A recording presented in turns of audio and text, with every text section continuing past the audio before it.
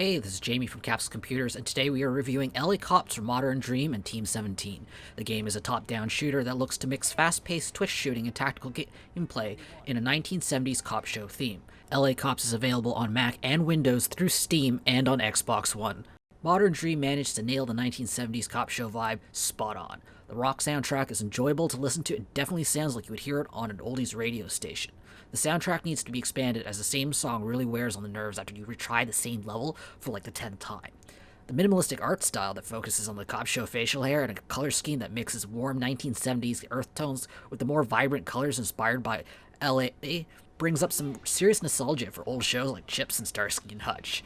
The writers managed to nail almost every corny cop show trope, which really turns the cheesy B-movie grade voice acting into a fitting addition to the game. Unfortunately, the story is really shallow, as the plot feels more like an excuse to string together as many tropes as possible. LA Cops is all about two cops busting the bad guys. Players pick from 6 possible officers and level them up with experience point earned through completing missions. I really wish the developers made it clear that experience is gained globally, as I spent quite a few missions bumbling around thinking the reason why my partner wasn't getting any XP was because he kept dying in the mission.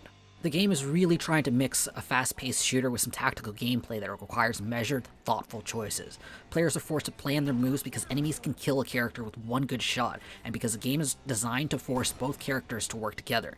In theory, such a game could really work and be a lot of fun, but in practice, LA Cops is hamstrung by its awful AI.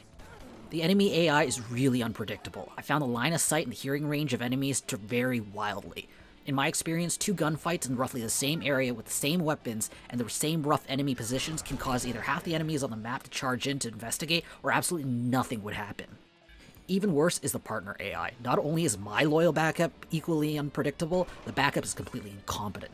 Oftentimes, the AI struggles to figure out how to face the same direction it's trying to walk in, leaving the backside vulnerable. Getting the AI not to block the active character is just an exercise in frustration.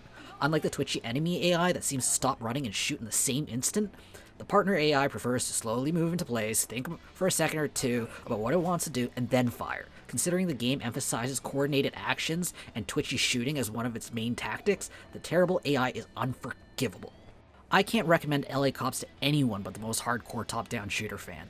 The game is an exercise in frustration without the feeling of accomplishment or achievement when a level's completed. A really neat art style and nostalgia just can't save LA Cops when the gameplay is so frustrating. I won't make a guess if serious and intense patching can fix LA Cops, or if the game just came out of early access way too soon. What I can say is that LA Cops only deserves a 4.5 capsules out of 10. So if you want to read more about LA Cops, be sure to scroll down and check out our full written review in the video description. I hope to see you soon. This is Jamie from Capsule Computers, signing off.